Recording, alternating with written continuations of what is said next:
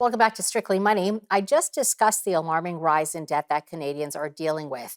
It's one thing if you're able to get your debt under control, but sometimes life throws you a curveball and you can no longer get on top of it. I'm here to tell you that there are solutions out there, as Rebecca talked about, and that you don't need to feel shame or feel that you have to deal with this in silence. My next guest is a licensed insolvency trustee and a financial literacy volunteer with Chartered Professional Accountants, and he joins me now. Hi, Sandy. Great to have you on. Good morning. Good morning. I did discuss the concerning trends that we are seeing in debt levels with Equifax just before your interview. What are you hearing from your clients? Because I know you meet with them all the time. What are they telling you? What's behind this? Well, with rising interest rates, the fallout of the pandemic financially, individuals are just feeling very stressed and overwhelmed by the fact that it's costing them more to service what debt they already had, and they're incurring new debt. And is it just inflation that you're finding is really the culprit behind this, or is there more going on? Well, inflation and rising interest rates because of servicing existing debt, and the concerns about renewing mortgages in the future, not knowing when interest rates will necessarily come back in line. So, how can someone know, Sandy, that they're headed for trouble? And I ask this because I see people racking up debt, and they think, well, it's not a big deal. Maybe I just got to apply for another credit card. It'll keep me afloat. I got to pull money from my house for HELOC, and before they know it, they're over their heads.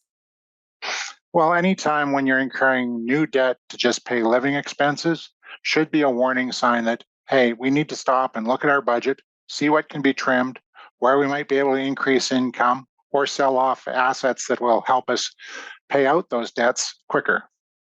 Are you seeing, Sandy, that those in retirement are also incurring a lot of debt as well? And this is a time where you probably don't want to go into debt or have a lot of debt. What are you seeing?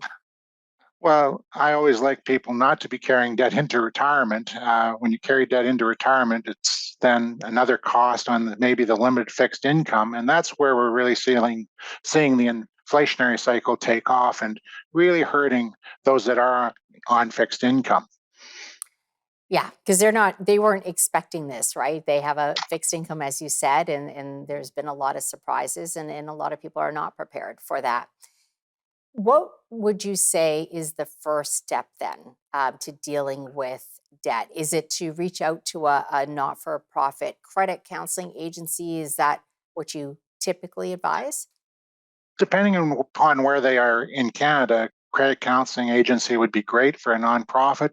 They'll give you great information, maybe help you sort out what your budget looks like, provide you financial resources, and also then that's a first step because I always say if you can do it yourself, great.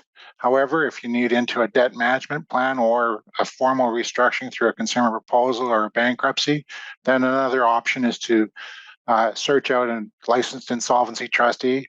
You can look that up on the Office of Superintendent Bankruptcy's website, find a local trustee, have a sit down for a free initial consultation that allows you to see what your options are and what might work with where you're at. Okay, Sandy, I do want to touch on that, but I want to go back to the not-for-profit credit counseling agency.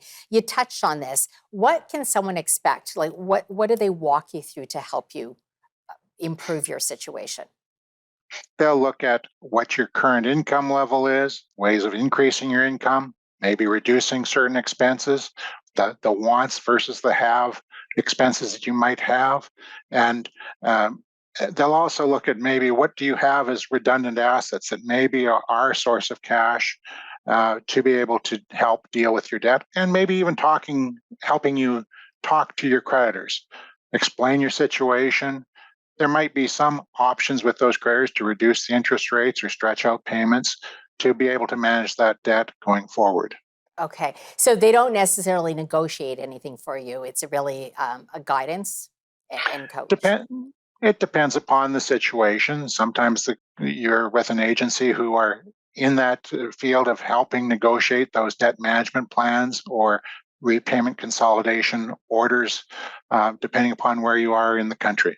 Okay, and I should mention, I know that the two popular ones I think are, is it Credit Canada? That's the big one, and the credit counseling? The Credit two. counseling can, yeah, yeah. Yeah.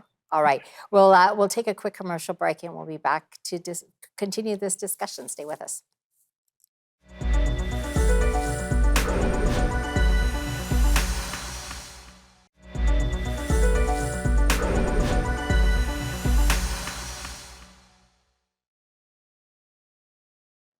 Welcome back. Sandy, so when should someone reach out to someone like you, a licensed insolvency trustee? So they've gone trying to do, resolve this themselves. Maybe they've talked to a credit counselor. When do they know that they need more help than that? Well, I always say earlier the better. If you've already dealt with a credit counselor and they're explaining to you that they can't see a way forward, then that's a pretty good sign that maybe it's time to restructure that debt through a formal filing. And usually it's about the stress level and where the person is at the time. With great uncertainty, you can sometimes help relieve that stress by having a discussion at least and understand your options. Yeah. So what's involved in this?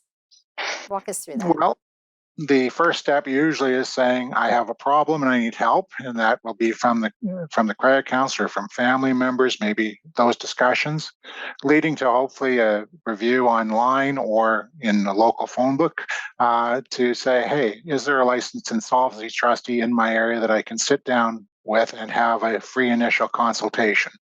And it's also sometimes talking to two or three different trustees about your situation so that you find someone that you can meet with that meets your needs as an individual. Okay. Yeah. How do you pick one? You touched on meeting your needs, but how does someone know what that is? Is it soft skills? Is it a certain type of qualifications? Well, I think it's all about having someone that's going to stop and give you the time to understand your situation fully and ask probative questions, and that has an understanding of your situation and the challenges you face.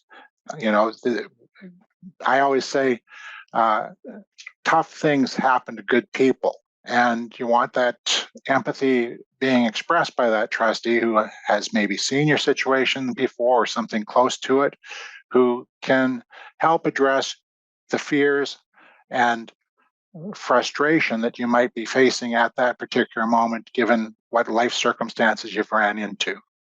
Sandy, you touched on something, free consultation.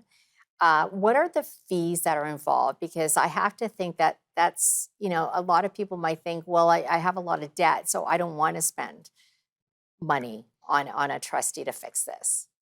Can you walk us through Well, that? a licensed insolvency trustee is governed by a license that is provided to them by the Office of Superintendent Bankruptcy, which is part of the federal government. And that responsibility also is to the extent of what the tariff or set fees can be charged in a consumer proposal or a summary administration bankruptcy. It's government regulated and set. And what would be involved then? Like what sort of things would you negotiate for them? Well, it can range from helping them determine what they're going to do with a secured creditor, being someone where there's a pledge of an asset like a house or a vehicle. Maybe it's that asset's going to be surrendered as part of the process.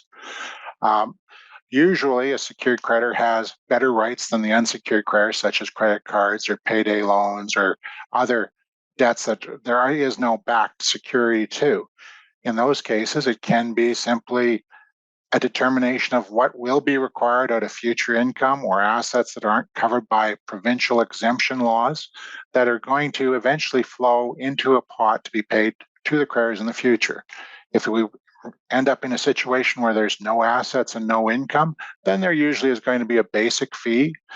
There is also the debtor assistance program that's administered by the Office of Superintendent Bankruptcy to allow those really disadvantaged individuals access to the system at a reduced fee rate.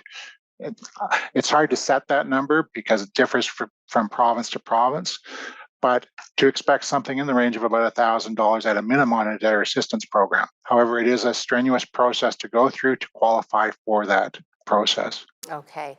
We're out of time, Sandy, but I think you've stressed this, I stress this.